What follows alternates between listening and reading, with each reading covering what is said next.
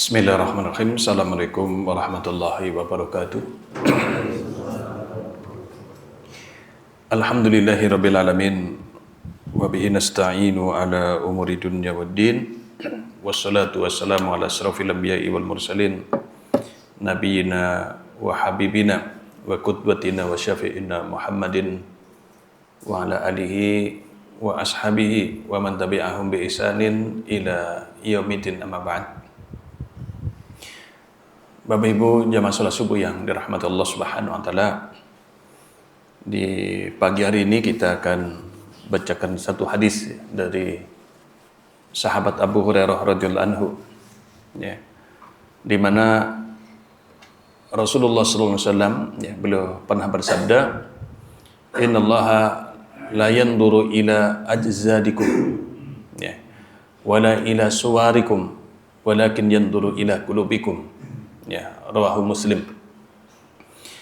Sesungguhnya Allah Subhanahu wa taala tidak melihat kepada jasad-jasad kalian, tidak melihat kepada fisik kalian, wala ila suwarikum, dan Allah juga tidak melihat kepada rupa-rupa kalian, walakin yanzuru ila qulubikum, tetapi Allah Subhanahu wa taala akan melihat hati-hati kalian. Ya. Ini juga semakna, ya, dengan ayat, ya, di mana Allah Subhanahu wa taala berfirman, "Ya ayuhan nas, inna khalaqnakum min dzakarin wa untha, ya, wa ja'alnakum syu'uban wa qabaila lita'arafu. Inna akramakum indallahi atqakum." Ya. Wahai sekalian manusia, Allah telah menciptakan kalian dari laki-laki dan perempuan.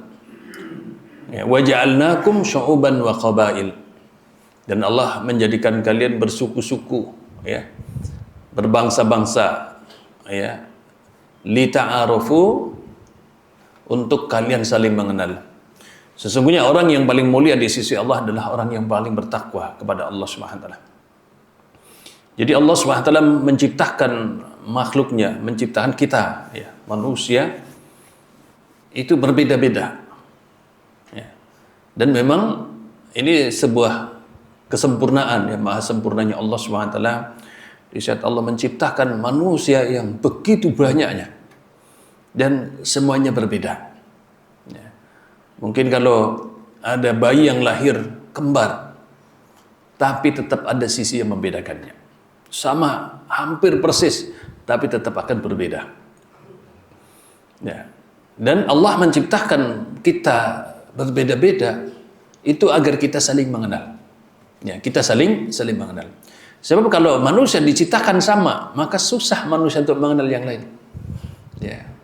Misalnya orang tingginya sama semua, itu susah.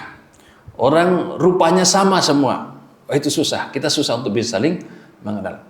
Tapi Allah menciptakan manusia itu berbeda, berbeda tingginya, ya, rendahnya, warna kulitnya, ya, hidungnya ada mancung, ada tidak, ada biasa, cantik, tidak cantik, ya, tampan, kurang tampan, dan seterusnya. Itu Allah Subhanahu wa taala ciptakan itu berbeda-beda. Agar apa? Agar kita mudah untuk mengenalinya. Ya, di saat seseorang mengatakan si fulan yang tinggi itu, ya, yang tinggi. Ya.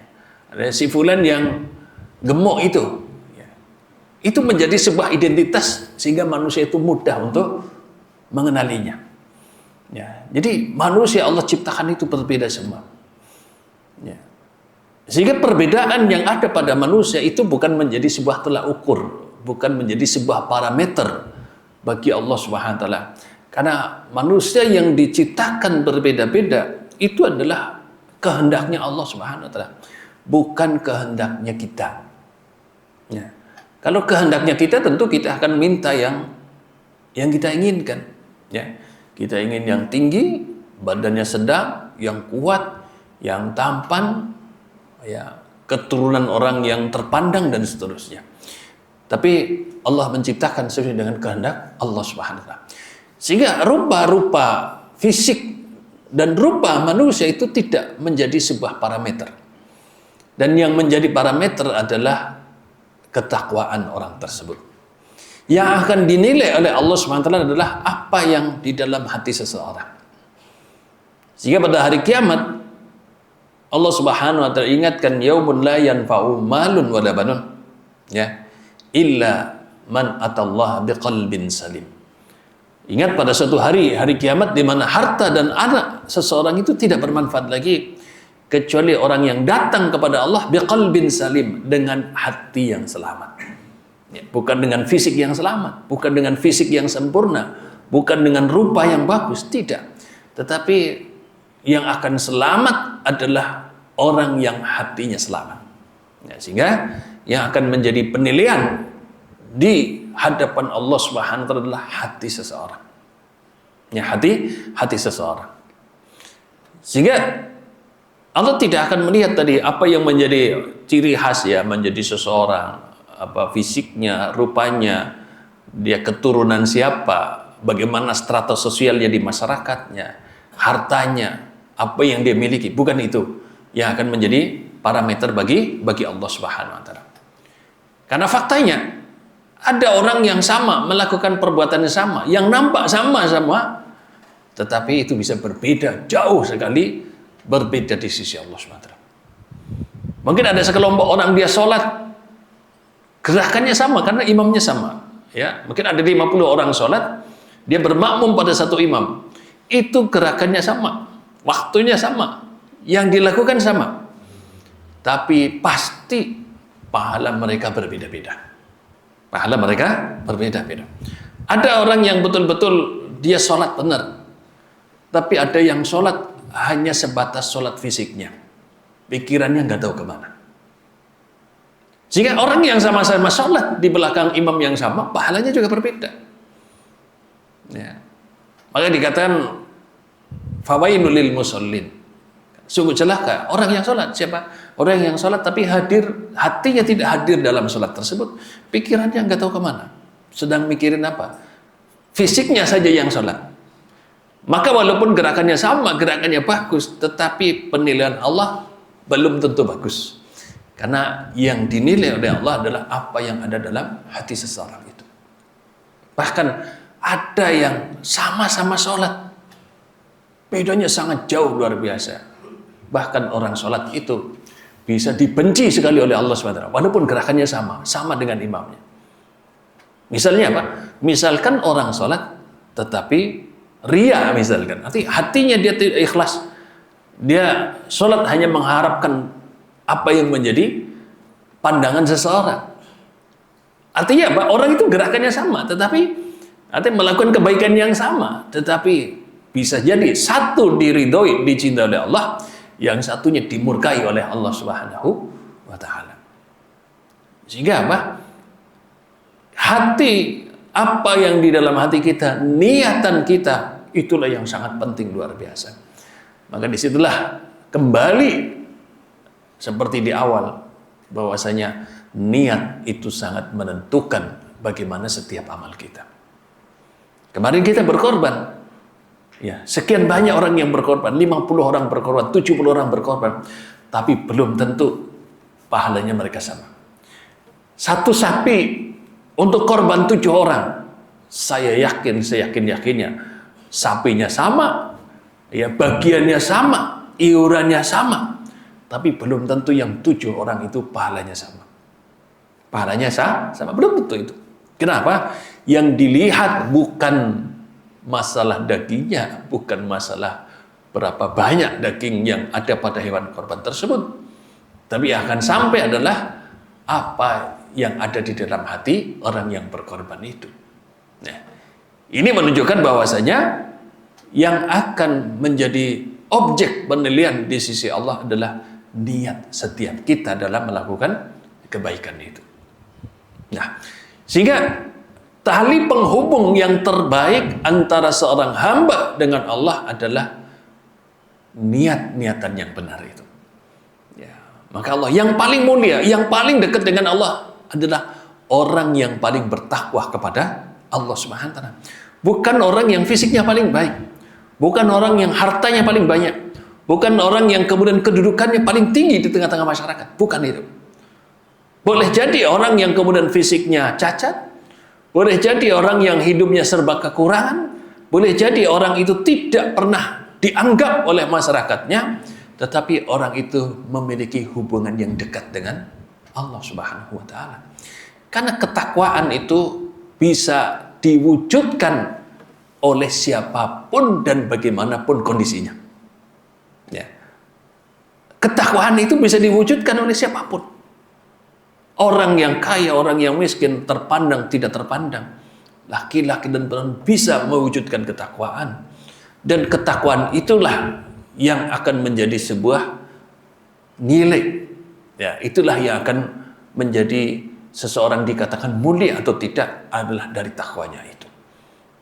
Nah, sehingga Bapak Ibu sekalian yang dirahmati Allah Subhanahu wa taala, memperbaiki masalah hati itu adalah perkara yang sangat penting. Sangat penting. Maka disebutkan dalam hadis lain, inna fil jasadi mudghah. Dalam tubuh kita itu ada segumpal darah. Idza salahat, salahal jasadu kullu.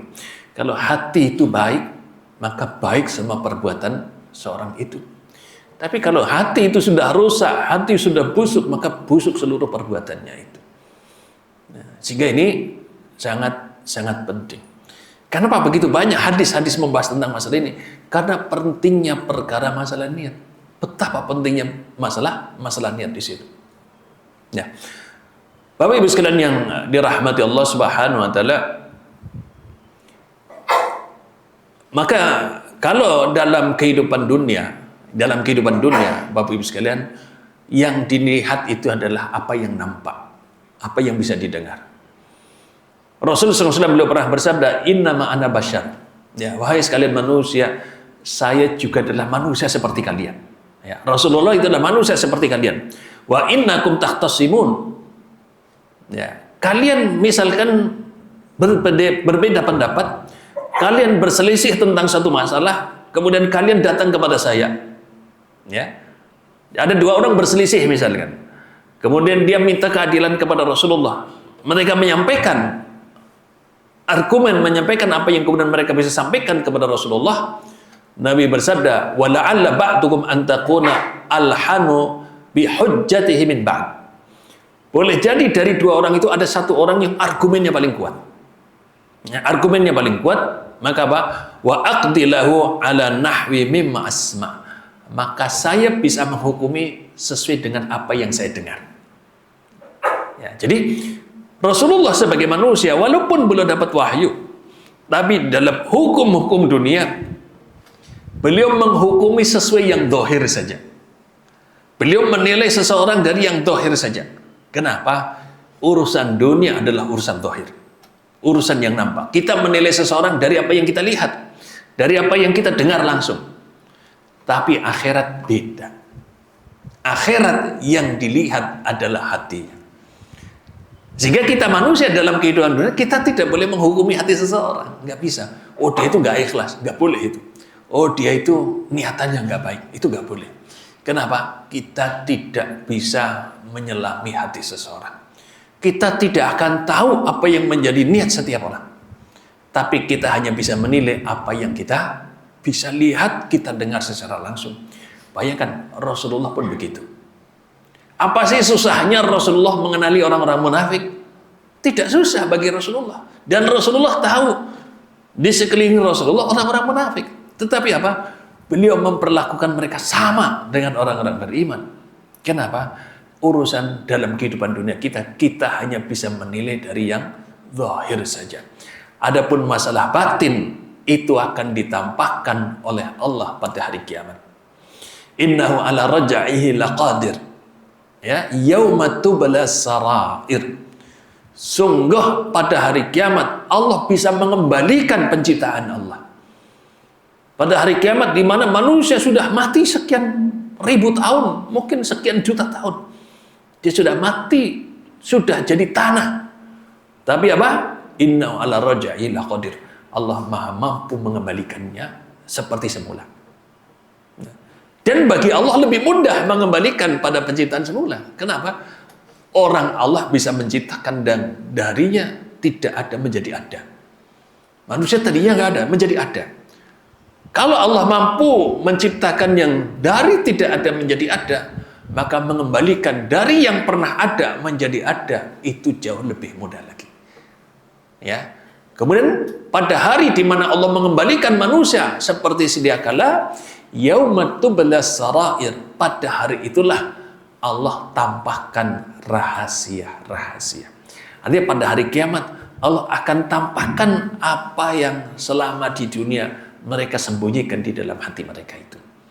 Itu hari ditampakkan apa yang disembunyikan manusia dalam kehidupan dunianya. Maka Allah Subhanahu wa taala berfirman, "Afala ya'lamu idza bu'thira ma fil qubur?" Ya. Apakah kalian tidak tahu di hari di mana Allah bangkitkan semua yang ada di alam kubur, dibangkitkan kembali, dihidupkan kembali oleh Allah Subhanahu wa taala, wa husila ma fis sudur, dan pada hari itulah Allah tampakkan yang tersembunyi di dalam hati-hati mereka itu. Ya. Sehingga di hari kiamat itu nggak penting bagi Allah fisik jasad seseorang, rupa seorang, nggak penting bagi Allah. Tapi Allah akan tunjukkan pada hari itu apa yang selama ini disembunyikan di dalam hati seseorang. Ya. Maka Bapak Ibu sekalian yang dirahmati Allah Subhanahu wa taala, jadi apa yang nampak pada kita dalam kehidupan kita sekarang ini itu nggak begitu penting. Ya. Itu nggak begitu penting. Bagi Allah Subhanahu wa taala nggak penting. Orang kita diciptakan sesuai kehendak Allah, kita nggak bisa pesan di situ. Sehingga maha adilnya Allah itu tidak menjadi bahan sebuah penilaian itu. Tapi yang kemudian akan dinilai oleh Allah adalah setiap niatan kita. Ya, setiap niatan kita. Para ulama senantiasa mengingatkan bahwasanya menata niat, menata hati sebelum kita beramal, sebelum kita berbuat itu jauh lebih penting daripada kita melakukan perbuatan tersebut. Memastikan setiap kita yang lakukan itu ikhlas lillahi ta'ala itu jauh lebih penting daripada kita melakukan sebuah kebaikan itu. Ya, kenapa? Karena inilah yang akan menjadi sebuah penilaian seseorang itu betul-betul dikatakan benar atau tidak di dalam beramal itu. Ya. Maka Bapak Ibu sekalian yang dirahmati Allah Subhanahu wa taala, begitu banyak ya ayat-ayat ya. Misalkan Allah berfirman, "Inna fi khalqis samawati wal ardi wa ikhtilafil laili wan nahar la ayatin li ulil albab."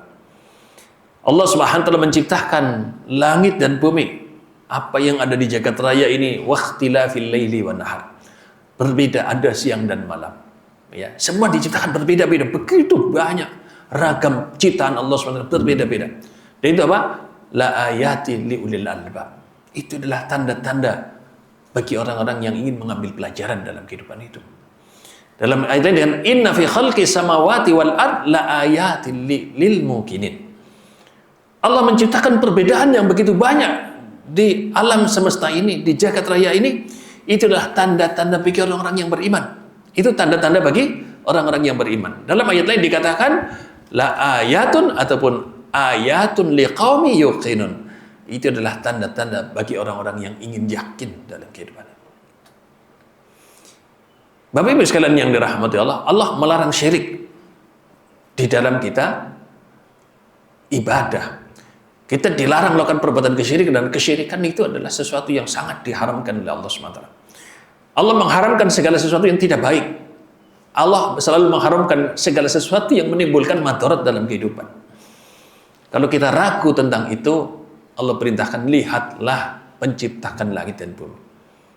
Ya. Misalkan tadi ada orang, dia melakukan kebaikan, dia sholat, dia berkorban, dia bersedekah, kok ria misalkan, dia ingin dilihat orang.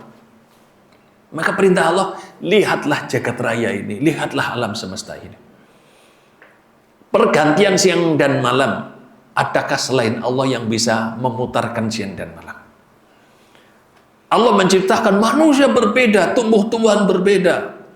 Apakah ada selain Allah yang bisa menciptakan yang seperti ini? Bapak Ibu kalau suruh menggambar, gambar manusia 50, tapi harus beda semua. Itu susahnya setengah mati. Ya, tapi Allah menciptakan miliaran manusia sebanyak ini dan itu bisa berbeda. Apakah selain Allah ada yang bisa menciptakan makhluk sejenis manusia yang berbeda sama seperti ini? Tidak akan ada.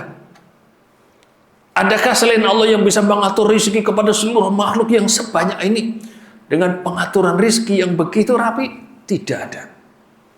Adakah selain Allah yang kemudian mengatur kehidupan yang begitu pelik dalam kehidupan sendiri? Tidak ada. Artinya apa? Segala ciptaan Allah itu untuk dilihat agar orang itu yakin bahwasanya tidak ada Tuhan yang benar kecuali Allah Subhanahu wa Ta'ala. Tidak ada. Kenapa orang ria dalam ibadah dilarang? Karena dia pasti salah. Pasti salah. Kenapa? Segala kebaikan dan keburukan itu di tangan Allah. Kalau manusia itu beribadah untuk selain Allah, itu pasti salah besar. Kenapa? Segala baik dan buruk itu di tangan Allah SWT. Semua manusia hanya bisa bergantungnya kepada Allah SWT. Sehingga kalau manusia itu tidak ikhlas dalam ibadah, itu sebuah kezaliman, itu sebuah kesalahan yang sangat fatal. Maka kalau manusia itu melihat alam semesta ini, Allah itu melihat ciptaan Allah, maka di situ yang ada dalam benak dan hati seseorang itu hanya Allah Subhanahu wa Ta'ala. Kenapa?